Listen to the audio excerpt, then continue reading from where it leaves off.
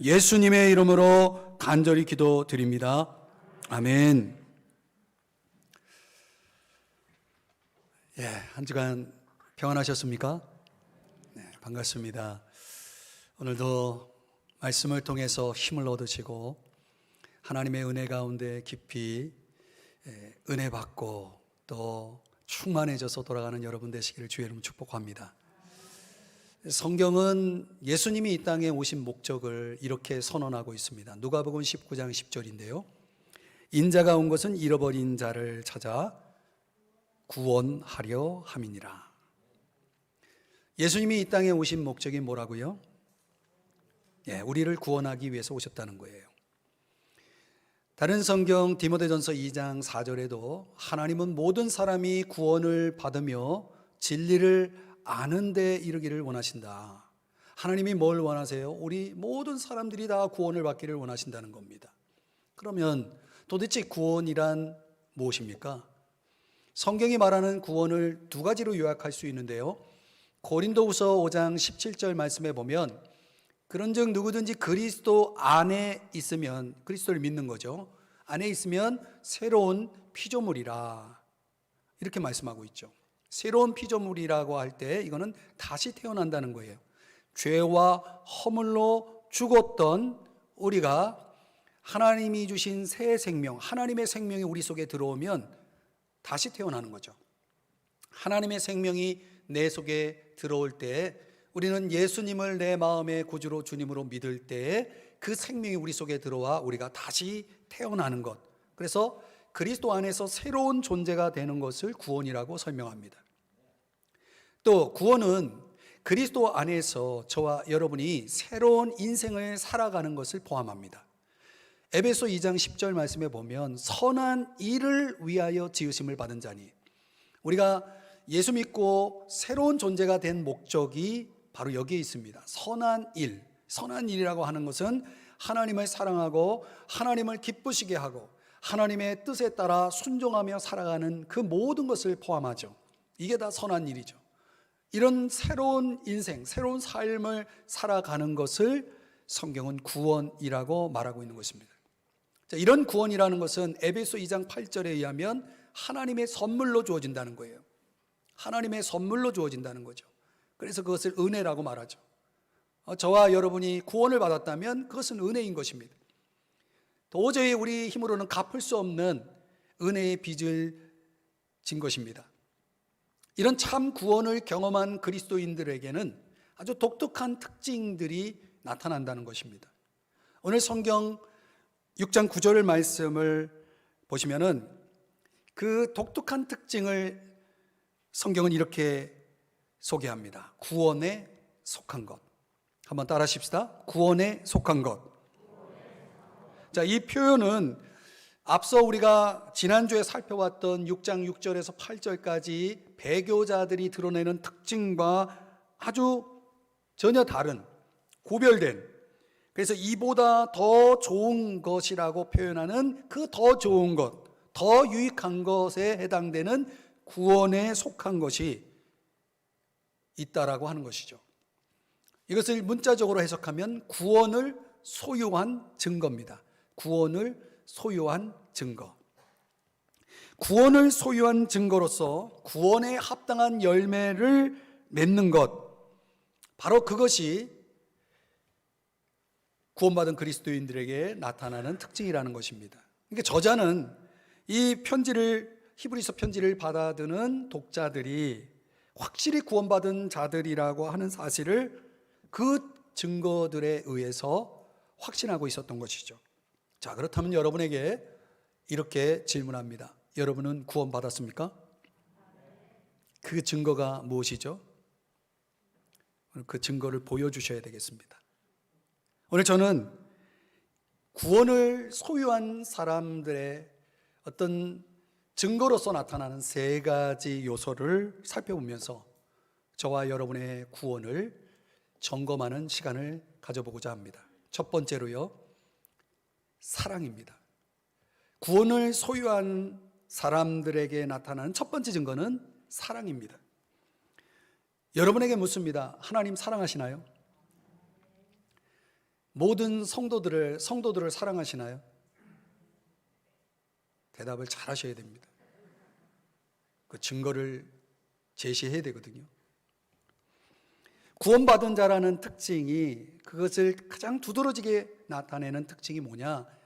오늘 성경은 사랑이라고 말하고 있거든요. 요한일서 3장 14절 말씀에 보면 형제를 사랑하는 것이 사망에서 옮겨 생명으로 들어간 것을 입증한다라고 말하고 있어요. 다시 말하면 구원받은 것을 입증한다는 거죠. 저 사람이 구원받았는가? 그 여부를 뭘로 확인하냐면 형제를 사랑하는가에 대해서, 그 기준을 통해서 알아볼 수 있다는 거죠. 오늘 성경 10절 말씀에도 그런 내용이 나오는데 한번 10절은 같이 읽어보겠습니다. 시작. 하나님은 불의하지 아니하사 너희 행위와 그의 이름을 위하여 나타낸 사랑으로 이미 성도를 섬긴 것과 이제도 섬기고 있는 것을 잊어버리지 아니하시느니라. 아멘.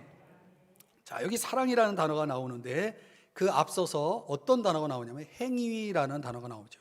행위.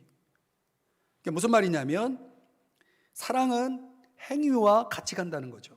함께 한다는 거죠. 그러니까 사랑한다면 행위가 나타나는 것입니다. 행하는 것입니다. 그 사랑의 행위에 대해 부연하는 내용을 10절에서 두 가지로 요약할 수 있어요. 그의 이름을 위하여 나타낸 사랑. 여기서 말하는 그의 이름은 말 그대로 하나님의 이름인데, 하나님의 이름이라고 하는 뜻은 하나님의 인격을 나타냅니다. 그래서 사랑이 결국 무엇을 반영하는 것이냐면 하나님의 이름, 하나님의 인격, 하나님의 속성을 반영하는 것이죠. 그럼 도대체 하나님의 인격은 무엇입니까? 요한일서 4장 8절에 보면 하나님은 사랑이시라 그랬어요. 하나님 존재 자체가 사랑이에요. 그분이 행하는 모든 것들은 다 사랑이에요. 그래서 하나님이 세상을 이처럼 사랑하사 독생자를 주셨으니, 그래서 독생자를 주신 거예요. 그리스도께서 우리를 위하여 죽으심으로 하나님께서 우리에게 대한 자기의 사랑을 확증하셨느니라. 그래서 죽으신 거예요. 뭐 때문에? 사랑 때문에. 그 사랑이라는 인격이, 사랑이라는 이름이, 그 속성이 나타난 그런 표현들, 그런 사랑의 행동이 구원받은 자들에게서 나타난다는 거예요. 더 구체적으로 10절에서는 어떤 예를 들고 있냐면 이미 성도를 섬긴 것과 이제도 섬기고 있다라고 말씀하고 있죠. 그러니까 하나님의 이름, 인격을 반영한 사랑이 무엇으로 나타나냐면 성도를 섬기는 것으로, 지속적으로 과거에 이미, 그리고 이제도, 지금 현재 계속적으로 섬기는 그런 섬김의 행동을 통해서, 행위를 통해서 그 사랑이 나타난다는 것입니다. 보여진다는 것이죠. 예컨대 예수님께서 마태복음 25장에서 이런 말씀을 하시거든요. 내가 줄일 때에 너희가 먹을 것을 주었고, 목마를 때에 마시게 하였고, 나그네 되었을 때 영접하였고, 헐벗었을 때에 옷을 입혔고, 병들었을 때에 돌보았고, 옥에 갇혔을 때에 와서 보았느니라. 이런 모든 행동이 다 무슨 행동이에요? 사랑의 행동이죠. 그래서 어떻다는 거예요? 40절 다 같이 읽어봅니다. 시작. 내가 진실로 너희에게 이르노니 너희가 여기 내 형제 중에 지극히 작은 자 하나에게 한 것이 곧 내게 한 것이니라. 분명히 지극히 작은 한 형제에게 한 행동이지만 그것을 주님은 내게 한 것이라, 주님에게 한 것이라고 그렇게 그것을 평가하고 있는 것입니다. 결국 성도를 섬긴다는 것은 주님을 섬기는 것과 같은 거예요. 우리가 성도를 섬긴다고 했을 때 도대체 어떻게 섬긴다는 것이냐? 요한일서 3장 18절에는 이렇게 말씀합니다. 다 같이 읽어봐요. 시작. 자녀들아, 우리가 말과 혀로만 사랑하지 말고 행함과 진실함으로 하자. 여러분, 사랑은 어떻게 하는 겁니까? 말과 혀로 사랑하는 거예요. 말과 혀로 사랑한다는 게 뭡니까? 사랑한다고 고백하는 거죠. 여러분이 주님을 사랑한다면 이렇게 예배를 통해서, 찬양을 통해서, 경배를 통해서, 또 신앙 고백을 통해서 주님 사랑합니다, 주님 주님의 이름을 높여드리면서 여러분들이 예배할 때 이것도 말과 혀로 사랑하는 거죠. 우리가 교리적인 차원에서 하나님이 주신 진리의 말씀을, 또 핵심 교리를 여러분들이 믿고 그 믿음으로 사람들에게 그것을 자랑하고 또 사람들에게 그걸 전하고, 이런 것들이 다 뭐예요? 말과 혀로 사랑하는 거예요. 그런데 그것으로만 하지 말고 그랬죠. 그것이 전부가 아니라는 거죠. 뭐가 따라와야 돼요? 행함과 진실함으로, 실천과 순종을 강조하고 있는 측면이죠. 그러니까 어떻게 우리가 그 사랑을 말과 혀로만 아니라 행함과 진실함으로 실천하고 순종할 수 있는가, 그 구체적인 예를 요한일서 3장 17절에서 말씀하고 있어요. 한번 볼까요? 자, 같이 읽어봐요. 시작. 누가 이 세상의 재물을 가지고 형제의 궁핍함을 보고도 도와줄 마음을 닫으면 하나님의 사랑이 어찌 그 속에 거하겠느냐. 아멘. 여러분, 무슨 말씀이에요? 사랑한다는 게 뭡니까? 굉장히 구체성을 띠고 있는 거예요. 그냥 막연히 추상적으로 사랑하는 게 아니라, 상상해서 사랑하는 것이 아니라 구체적으로 세상 재물을 가지고 형제의 어려움을 보았을 때 그것을 구체적으로 행동으로 도와줄 때, 그게 사랑의 실천이라는 거죠. 여러분, 내가 어떤 어려운 형제의 그 실제적인 필요를 채워준다는 것이 부자에게만 해당되는 것은 아닙니다. 이 세상 재물이라는 게 부자에게만 있는 건 아니죠. 내가 도와줄 마음만 있다면 누구라도 도움의 손길을 뻗칠 수가 있는 것입니다. 예컨대 제가 청년 때 정말 가난한 대학생인 제가 어느 날 전철을 타고 가는데 허리가 90도 굽혀져 있는 한 할머니가 껌을 팔더라는 거예요. 그래서 그 할머니가 내 앞에 섰을 때 제 마음속에 일어난 감동이 뭐냐면, 저분은 내가 도와줘야 될 분이구나 라는 감동을 하나님이 주시는 겁니다. 그래서 그분이 부천역에서 내리길래, 제 목적지는 인천 주안인데 거기서 내리지 않고 부천에서 내려서 그 할머니를 따라가서 그 할머니가 사는 집을 봤어요. 그리고 사연을 들어보니 손주 셋을 기르고 있는데 부모는 집을 나가버렸어요. 그 할머니가, 그 노인이 자기 손주들을 먹여 살려야 되는 거예요. 그래서 할 수 있는 일이 바로 껌을 파는 일이었다는 거예요. 여러분, 그걸 본 거예요, 제가. 그런데 저는 가진 게 없어요. 학생이에요. 가난해요. 뭘 도와주라는 거예요? 어떻게 도와주라는 거예요? 그런데 제 주머니에는 몇천 원이 있단 말이죠. 이것으로도 내가 충분히 도울 수 있다라는 마음이 드는 거예요. 라면을 사다 드리고, 또 용돈이, 주머니에 돈이 있을 때 그런 거 좀 제가 좀 아껴가지고 이런저런 것들 사다 주고, 또 돈이 없을 때는 몸으로 때우는 거죠. 청소도 해드리고, 또 그 어린 손주들, 그 아이들, 또 제가 교사 역할 한다면서 같이 도움을 주고, 이런 것들을 이제 하면서 수년의 시간을 제가 보낸 적이 있습니다. 여러분, 도움을 준다는 것이 거창한 게 아니더라고요. 내 마음의 감동을 따라서 내가 할 수 있는 걸 한다는 것, 그 자체가 도움을 주는 거예요. 그런데 여러분, 제가 세월이 흘러서 그 도움을 주었던 그 일들을 하나님이 다 보고 계셨다는 걸 제가 깨달았어요. 몇 배로 저에게 돌려주시는데요. 제가 어려운 걸 알더라고요, 하나님이. 어떻게 하나님이 아셨는지 모르겠어요. 그리고 제가 그 할머니 그 가정을 돌본 것처럼, 도와드린 것처럼 하나님이 저를 돌보는 사람들을 보내주시는데요. 참 신기하죠. 그래서 오늘 성경에 뭐라고 말씀하냐면, 잊어버리지 않는다, 이런 말씀을 하시잖아요. 여러분, 이 세상 재물이라는 게 덧없는 거예요. 잠시 있다가 사라지는 게 재물입니다. 영원한 생명을 누릴 구원받은 그리스도인이 함께 영원히 살게 될 그 형제가 일시적인 궁핍함에 있음을 보고도 내 마음을 닫아버리고 눈을 감아버리면 어찌 그 속에 하나님의 생명이, 하나님의 사랑이 그 속에 있다라고 말할 수 있겠습니까?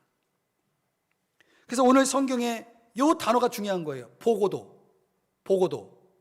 이 본다라고 하는 것은 그냥 대충 보는 게 아니라 자세히 들여다보다라는 뜻이거든요. 자세히 들여다보니까 보이는 거예요. 뭐가? 구체적인 필요가. 그래서 제가 그 할머니 가정을 돌볼 때 제가 어떤 감동이 제 마음속에 들어왔냐면, 이분은 하나님이 내게 붙여주신 분이다, 하나님이 내게 맡겨주신 분이다 라는 그런 마음을 하나님이 갖게 하시더라고요. 저는 그 감동을 따랐을 뿐이에요. 하나님은 모든 사람을 나에게 붙여주지 않아요.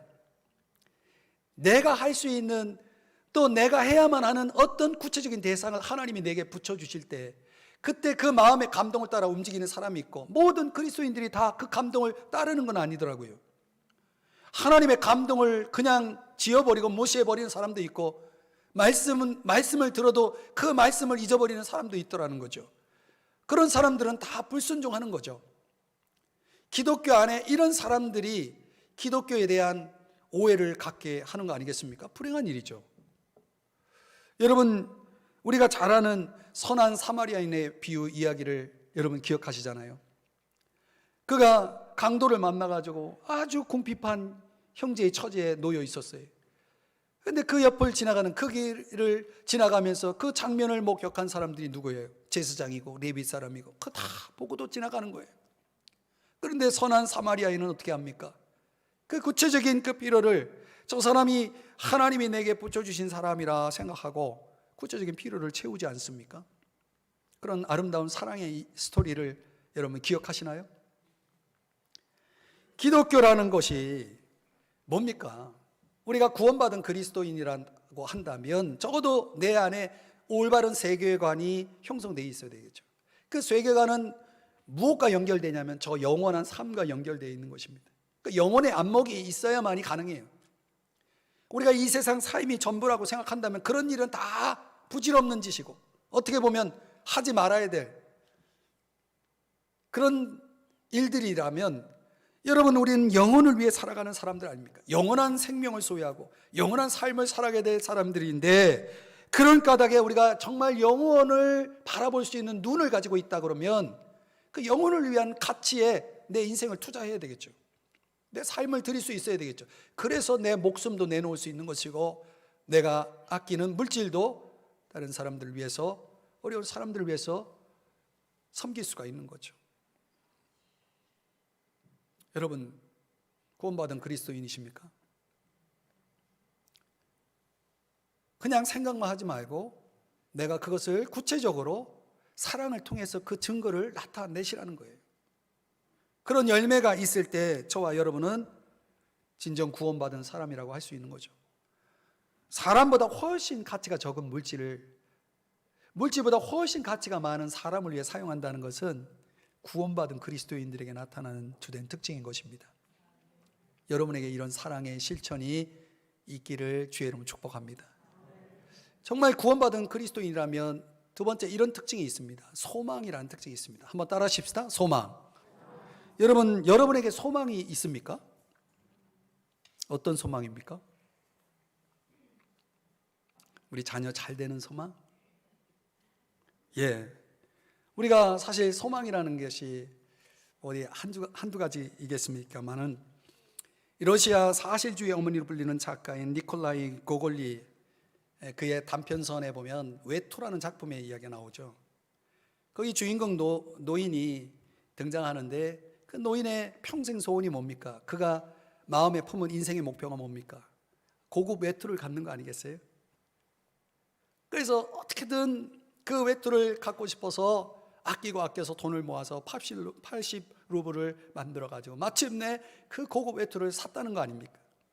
그리고 그 고급 외투를 거치고 고급 파티에, 아주 화려한 고급 파티에 이제 참여하게 되죠. 얼마나 행복했을까요? 그 노인은 평생 소원을 이루었기 때문에 너무나 행복했다는 것입니다. 그런데 그 행복했던 그 노인이 집으로 돌아오는 길에 그 외투를 강탈당해요. 그 행복의 근원인 외투가 사라지자 그의 행복도 함께 사라지고 맙니다. 결국 그 이야기 속에, 그 소설 속에 그 노인은 어떻게 됩니까? 시름시름 앓다가 죽어버렸어요. 사랑하는 여러분, 소망이라는 게 어떤 소망은 이렇게 사람을 만들 수도 있는 거죠. 사람을 불행하게 만들 수도 있는 거예요.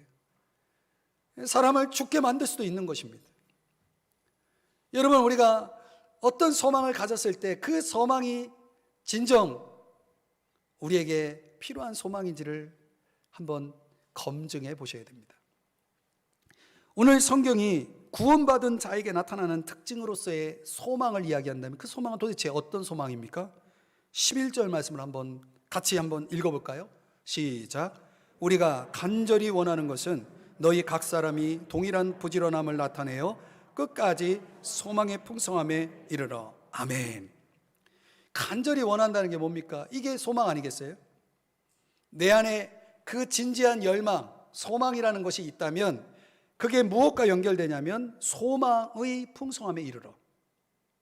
근데 이 풍성함이라는 단어가 여기서 사용될 때 그 원뜻은 철저한 확신이라는 뜻이에요. 이게 소망을 가지면 뭐가 내 안에 생기냐면 확신이 생겨요. 그것도 아주 절대적이고 확실한 그런 차원의 확신이 생겨요. 근데 어떤 확신이 생깁니까? 그 소망이 반드시 이루어진다는 확신. 어떤 소망은 절대 이루어질 수 없는 소망도 있잖아요. 그런데 이 소망의 풍성함에 이른다는 것은 이 소망은 반드시 이루어질 거라는 거예요. 그런 확신을 담고 있는 거예요. 그런데 도대체 그러면 언제 이루어진다는 겁니까? 거기에 단서를 제공하는 단어가 끝까지라는 단어예요. 끝까지. 보이나요? 이 단어가 종말론적인 단어인데요. 파루시아, 예수 그리스도의 재림 때, 예수님이 다시 오신다고 할 때 그때 실현될 소망이라는 차원에서의 그 시점을 가리켜요. 지금 우리가 바라는 소망이라는 것은 예수님이 다시 오심으로 우리에게 가져다 줄 어떤 것에 대한 소망이라는 거죠. 도대체 여러분에겐 그런 소망이 있단 말입니까? 저 하늘나라에 속한 소망. 이 소망에 대해서 성경 여러 곳에서 말씀하는 내용을 살펴보면 베드로전서에 보면 사도 베드로는 이 소망을 living hope, 산 소망이라고 표현하고 있습니다. 사도 바울은 로마서 8장에서는 보이지 아니하는 소망으로 소개하고 있습니다. 여러분, 우리가 눈으로 볼 수 있는 걸 소망하지는 않습니다. 보이지 않기 때문에 소망하는 거죠. 그 보이지 않는 것이 언제 이루어지냐면 요한일서 3장 2절 3절에서는 그가 나타나시면 이루어지는 겁니다. 다시 말하면 주님이 재림하실 때, 주님이 다시 오시면 어떤 일들이 벌어지는가? 바로 이 2절 말씀에 보니까 그와 같을 줄을 아는 것은 이렇게 표현하고 있어요. 이게 무슨 뜻이냐면 주님과 같은 인격, 주님과 같은 형상을 다시 회복해서 주님과 같은 존재로 변화된다는 걸 의미합니다. 여러분, 이렇게 간결하게 설명할 수밖에 없지만은 저와 여러분이 이 땅에 사는 동안 우리가 품고 있어야 될 소망 중에 소망은 바로 이거예요. 우리 인간이 가지고 있는 모든 불행과 제약들이 해결되는 순간입니다. 이런 소망의 확신이 있을 때 그 사람들은 요한일서 3장 3절에서는 이 소망을 가진 자마다 그의 깨끗하심과 같이 자기를 깨끗하게 하느니라 이렇게 말하고 있어요. 거룩한 삶을 산다는 거예요. 정말 하늘의 소망이 내 속에 품어질 때 나는 이 땅에서 그냥 대충 살 수가 없는 거예요. 아주 깨끗하고 거룩한 삶을 살게 되는 것입니다. 더 나아가서 오늘 11절에서 소개하는 것처럼 각 사람이 동일한 부지런함을 나타낸다고 그랬죠. 아주 성실하게 무엇에 대해서 성도를 섬기는 일에, 사랑하는 일에 부지런을 드러내는 그런 삶을, 그런 섬김의 삶을 드러낸다는 거예요. 뭐가? 소망이 생기면 생길수록, 소망이 넘치면 넘칠수록 거룩과 사랑의 삶이 열매로 드러나는 것입니다. 여러분, 우리가 주님과 같이 되어질 수 있다라고 하는 이 소망이 우리가 이 세상에 살아가는 동안, 세상에서 살아가는 동안 세상에 깊이 빠져서 어쩌면 이 소망이 희미해졌을 수도 있습니다. 여러분에게 이런 소망을 이미 상실해 있을 수도 있죠. 진정 구원을 소유한 그리스도인이라면 이런 영광스러운 미래를 갈망하지 않을 수가 없는 거죠. 우리가 영원히 살게 될 신령한 몸을 입게 될 그날, 우리가 사랑하는 나의 가족을 만나고 영원히 살게 될 그 소망, 내 안에 나를 불행하게 만들었던 죄와 허물들이, 연약함들이, 인생의 수많은 고통들이 사라지는 그날, 내가 사랑하는 주님을 만나는 그 축복, 주님이 우리에게 선물로 주실 안식과, 그리고 우리가 섬긴 그 모든 것에 대한 보상. 여러분, 성경이 단편적으로 여기저기서 소개하고 있는 이 모든 것들이 예수 그리스도가 재림하시면 우리에게 가져다 줄 축복의 소망이라는 사실을 여러분 아시나요? 진정 여러분 안에는 하늘에 대한 생각들이 있나요? 이 현실 세계에 여러분의 삶을, 여러분의 생각을 지배하고 있고, 그래서 더 이상 위를 바라볼 수 없다면 과연 그 사람이 진정한 그리스도인이라 말할 수 있을까요? 없다는 거예요. 고린도전서 15장 58절에 보면 항상 주의 일에 더 힘쓰는 자들이 되라. 이는 너희 수고가 주 안에서 헛되지 않을 줄 알미로라. 여러분, 틀림없는 것은 뭐냐면 우리가 영원한 삶을 향해 가고 있다는 것과 지금 이 땅에서 우리가 행하는 모든 수고는 반드시 갚아주신다는 거예요. 헛되지 않고. 지상에서의 시간이 굉장히 소중한 이유는 우리가 주님을 위해서 할 수 있는 일들이 많다는 거예요. 그리고 그 일들은 다 우리에게 하나님께서 보상해 주실 거라는 거죠. 현재적으로 예수 그리스도를 믿고 내 속에 새 생명이 들어왔을 때 시작되는 영원한 삶이라고 하는, 영생의 삶이라는 것은 앞으로 우리가 보게 될 그 궁극적인 완전한 구원의 축복과 연결할 때 정말 맛보기도 안 되는 거예요. 그 놀라운 것을 여러분은 살면서 생각하시나요? 소망하시나요? 그런 인생 너머에 있는 우리 몸과 인격의 완전한 그런 변화의 소망을 품고 살아갈 때에 우리는 틀림없이 구원받은 자로서 다르게 살아갈 것입니다. 여러분, 병에다가 물을 담으면 물병이 되잖아요. 병에다 꽃을 담으면 뭐가 됩니까? 꽃병이 되죠. 우리 마음속에 소망을 담으면 구원받은 그리스도인이 되는 거예요. 구원받은 그리스도인으로서 여러분 안에 있는 소망을 그 증거로 나타내며 살아가시기를 주의 이름으로 축복합니다. 마지막으로 세 번째는 구원받은 그리스도인들에게 나타난 특징은 바로 이겁니다. 믿음. 따라하십시다. 믿음. 여러분, 저와 여러분에게 이 믿음이 있다라고 하는 것이 바로 내가 구원받은 사람이라는 것을 드러내는 것이에요. 그러면 그 믿음이 도대체 뭡니까? 성경이 말하는 믿음이 뭡니까? 제가 공부한 훌로신학교의 김세윤 교수는 이 믿음이라는 것을 이렇게 정의합니다. 복음, 말씀을 받아들이는 것이다 그랬어요. 아주 핵심을 잘 요약한 내용입니다. 믿음이 뭡니까? 하나님의 말씀을 받아들이는 거예요. 히브리서 6장 12절 말씀에 보면 이 말씀도 한번 같이 읽어보죠. 시작.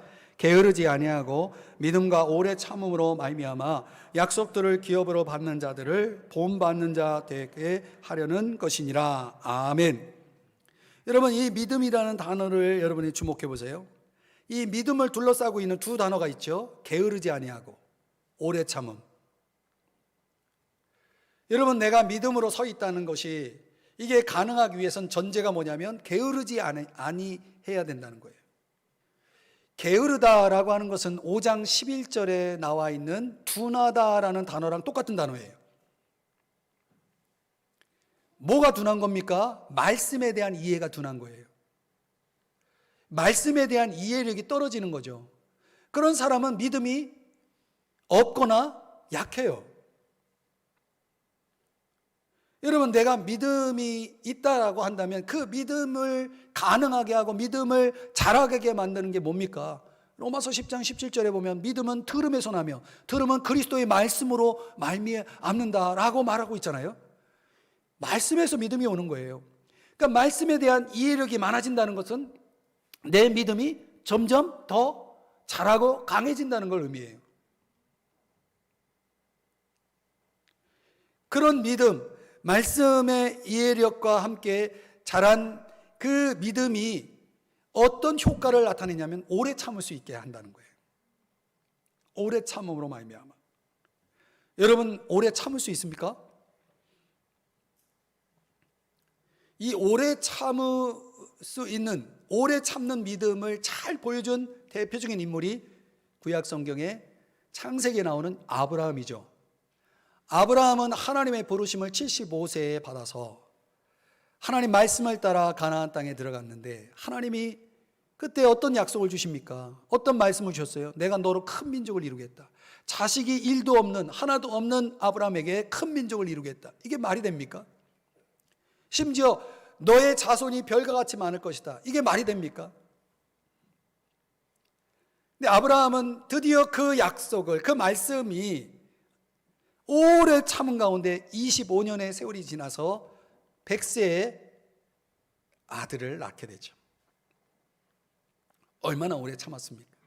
그 오래 참는 믿음을 잘 묘사하고 설명해 준 성경이 있습니다. 로마서 4장의 말씀인데요, 아브라함의 믿음을 이렇게 소개합니다. 바랄 수 없는 중에 바라고 믿었으니. 여러분, 우리 현실 속에는 바랄 수 없는 중에 이게 많아요.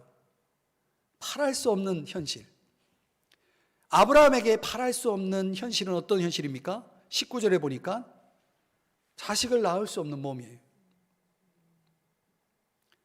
자식을 낳는 것이 그 가능성이 제로인 그런 현실을 알고도 성경이 뭐라고 말합니까? 믿음이 약하여지지 아니하고. 20절 다 같이 읽어봅니다. 시작.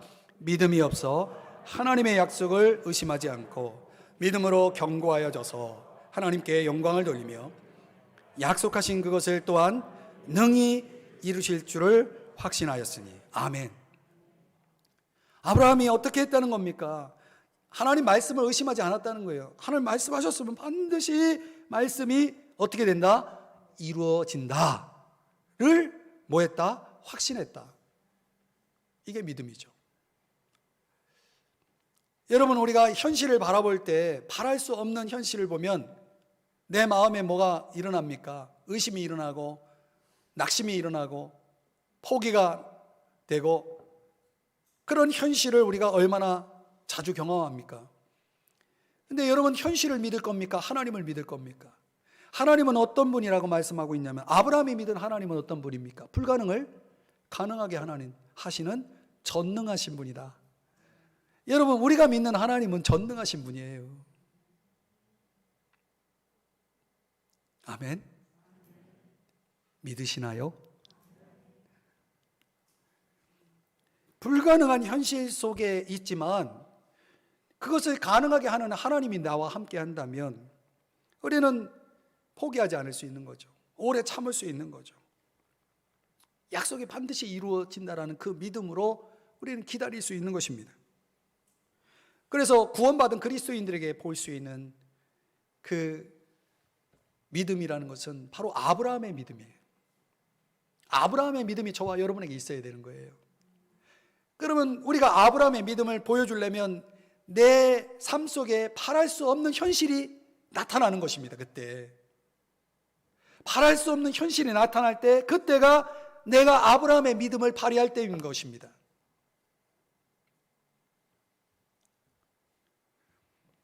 한 유명한 신학 교수인 로버트 윌슨 박사라는 사람이 있는데, 어느 날 그 신학교를 졸업한 졸업생이 자신의 목회 현장에 대한 목회 보고를 그 윌슨 박사에게 보냈습니다. 그 내용을 요약하면 이런 내용이에요. 저는 현실에 만족하면서 욕심 부리지 않고 성실하게 살고자 노력하고 있습니다. 이런 내용의 목회 보고서를 보낸 것입니다. 그 보고서를 전에 받은 이 윌슨 박사가 그 학생에게 이런 답신을 보낸 것입니다. Your God is too small. 당신의 하나님은, 학생의 하나님은 너무 작군요. 내가 다음에 당신을 볼 수 있다면 그때 나는 당신에게서 하나님의 크신 일이 이루어졌다는 사실을 결코 들을 수가 없을 것 같군요. 이런 내용의 답신을 보냈다는 것입니다. Your God is too small. 당신의 하나님은 너무 작군요. 누구 얘기입니까? 나의 이야기 아닐까요? 나의 이야기는 아닐까요? 여러분의 하나님은 너무 작지 않습니까? 우리가 믿고 있는 하나님이 내 상식과 이성에 갇혀 있지 않습니까? 불가능한 현실 속에 갇혀서 아무것도 할 수 없는 무기력한 하나님의 모습은 아닐까요? 도대체 우리는 성경의 하나님을 믿는 것입니까? 아니면 내가 창조해낸 하나님을 믿는 것입니까? 오늘 성경이 우리에게 그걸 묻고 있는 것입니다. 여러분, 아브라함이 대단한 사람이 아니라는 거 아시죠? 아브라함이요, 아주 인간적인 결함, 약점이 많은 사람이에요. 굉장히 두려움이 많은 사람이고, 또 궁지에 몰리면 거짓말을 잘하는 사람이에요. 우리가 성경에서 보는 아브라함은 말 그대로 별 볼 일 없는 사람이에요. 여러분, 어쩌면 나보다 훨씬 못한 사람이에요. 그런 사람이 어느 날 하나님을 믿게 되고 내 인생이 하나님에게 달려있다는 것을 깨닫고 그는 전폭적으로 자기 생각을 내려놓고 하나님을 신뢰하고 하나님을 믿기 시작합니다. 그래서 그가 마침내 뭐가 됩니까? 믿음의 조상이 되는 거예요. 그 믿음의 기적을 우리에게 보여주지 않습니까? 역사가 아놀드 토인비가 노년이 되었을 때 그가 유명한 말을 남기잖아요. 아무리 노력해도 사람의 뜻대로 되지 않는다. 이게 첫 번째고, 그런데 하나님은 무엇이든지 마음대로 하신다. 이게 두 번째고, 우리 인생에서 일어나는 모든 일들은 그러므로 하나님 뜻 안에서 다 의미가 있다. 이렇게 그는 역사적 성찰을 요약합니다. 여러분, 우리의 현실 세계 속에서 저와 여러분이 의심의 파도가 밀려오고 우리를 두렵게 만드는 파도가 밀려올 때 저와 여러분이 할 수 있는 게 뭐가 있겠어요? 불가능을 가능케 하시는 전능의 하나님을 바라보는 것 외에 무엇이 있겠습니까? 저 여호사밧 왕이 내가 어떻게 할 줄을 알 수 없사오니 오직 주만 바라봅니다, 이런 고백을 하지 않습니까? 오늘 저와 여러분의 현실 세계 속에 내가 감당할 수 없는 현실이 얼마나 많습니까? 우리가 하나님을 믿는다는 건 얼마나 다행스러운 일입니까? 그분이 그 불가능한 현실을 바꿀 수 있는 전능의 하나님이라는 사실을 우리가 진정 믿는다면 우리가 왜 낙심합니까? 우리가 왜 실망합니까? 우리가 왜 포기합니까? 그것은 내 하나님이 작기 때문에 그렇죠. 하나님이 작으신 분입니까? 절대 그렇지 않아요. 하나님은 우주를 창조하신 분이고 모든 걸 주관하시고 마음대로 하시는 분이에요. 그런 하나님을 믿는 우리가 왜 우리 스스로 그 하나님을 내 이성과 상식에 갇혀 그 하나님을 내 마음대로 생각하며 살아갑니까? 벗어나야 됩니다. 어두운 현실 앞에서 주저앉지 마시고 전능하신 하나님을 바라보십시오. 그분이 주신 약속을 붙잡으세요. 저도 매일 새벽에 하나님이 내게 주신 약속을 붙잡고 기도하고 있거든요. 왜냐하면 그 약속은 하나님의 약속이기 때문에 붙잡고 있는 거예요. 사람이 한 약속이라면 저는 그거는 신뢰하지 않습니다. 그러나 하나님이 하신 약속이기 때문에 내가 그 약속을 붙잡고 있는 거예요. 왜? 반드시 이루어지기 때문에. 믿음이 그래서 중요한 것입니다. 믿음은 우리를 확신 가운데 이르게 하고 그리고 기적을 보게 하는 것입니다. 우리의 신앙 속에 기적이 있습니까? 저는 하나님 앞에 어느 날 그런 기도를 드리게 되었습니다. 하나님, 이거는 정말 하나님이 하셨다라고 하는 일들을 보여주십시오. 내 힘으로, 내 능으로 할 수 있는 일 말고, 하나님이 없이도 충분히 내가 감당할 수 있는 일들, 그런 거 말고, 이거는 다 전적으로 하나님이 하셨습니다라고 고백할 수 있는 일들을 내 인생 속에 이루어 주시옵소서. 하나님 앞에 그런 기도를 드리게 되었습니다. 우리 교회를 위해 기도할 때도 그랬고, 저의 미래를 놓고 기도할 때도 그랬습니다. 지금도 그렇게 기도하고 있습니다. 여러분 구원받았습니까? 그렇다면 여러분 아브라함의 믿음을 보여주세요. 이제 말씀을 적용해 보겠습니다. 신학자 몰트만이 희망의 신학에서 역설한 것처럼 인간이 정말 하지 말아야 될 두 가지 죄가 있는데요, 그게 오만한, 아주 성급한 오만, 그 오만과 절망이라고 설명했습니다. 여러분, 우리의 삶에 일어나는 것들은 다 이유가 있습니다. 그걸 인정하는 사람이 신앙이 있는 사람들이에요. 내 삶에 불행이 왔다. 그 불행도 하나님의 목적이 있고 하나님의 이유가 있습니다. 우리가 적어도 그 하나님을, 그 신실하신 하나님, 그 전능하신 하나님에 대한 그런 믿음을 우리가 진정 갖고 있다면, 내 삶에 일어나는 모든 것들에 대한 하나님의 목적과 이해를 우리가 갖고 있다면, 우리는 그 상황 속에서도 노래할 수 있고 하나님을 높여드릴 수가 있는 것입니다.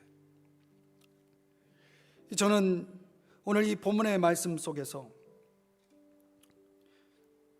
우리의 그 오만과 우리의 그 절망을 눈 녹듯 녹아지게 할 수 있는 그 놀라운 희망의 키워드를 발견하게 된 것이죠. 소위 우리 믿음의 사람들의 삼중주, 믿음, 소망, 사랑 아니겠습니까? 이 세 가지가 우리에게 주어졌을 때 저와 여러분이 어떤 삶을 살 수 있다는 말입니까? 반대로 이 세 가지가 없다면 우리에게는 어떤 일이 일어납니까? 여러분, 믿음이 없이는 못 기다려요. 사랑이 없으면 못 참아요. 소망이 없으면 못 살아요. 여러분, 소망이라는 것은 현재의 고난에 의미를 주지 않습니까? 또 믿음이라는 것은 현재의 고통에 인내를 주지 않습니까? 사랑은 현재의 고독에 기쁨을 주지 않습니까? 이제 우리가 진정 구원받은 사람이라고 확신한다면, 저와 여러분이 그런 확신 속에서 이제 내가 구원을 소유했다라고 하는 증거를 저와 여러분의 삶의 현장 속에서 실천하며 순종하며 살아야 될 것입니다. 우리는 적어도 이 세 가지 보물을 가지고 삶을 실천하는 실천적 그리스도인이 되어야 하는 것이죠. 사랑으로 부지런히 하나님과 성도를 섬기는 일들을 해야 되는 것이죠. 소망으로 장차 우리에게 가져다 줄 축복을 기다리는 것이죠. 열망하면서 그날이 속히 오기를. 그리고 믿음으로 불가능한 현실 속에서 그 불가능을 가능케 하시는 하나님을 바라보셔야 되겠죠. 그리고 그 하나님이 주신 약속을 붙들고 기다려야 되겠죠. 그러면 기적은 있는 것입니다. 기적은 일어나는 것입니다. 우리의 삶에 그런 일들이 얼마나 많이 일어날 수 있는지 아십니까? 그래서 우리가 구원받은 그리스도인으로서 저는 믿음과 소망과 사랑으로 살고 있습니다라고 하는 이런 믿음의 간증이, 이런 노래가 저와 여러분의 삶의 현장 속에 메아리치고 그야말로 여러분들 속에 이런 현실들이 구체적으로 나타날 수 있다면 많은 사람들이 여러분을 보고 주님 앞에 나오게 될 것입니다. 부디 믿음, 사랑, 소망으로 사시기를 주의 이름으로 축복합니다. 기도하겠습니다. 사랑하시는 주님,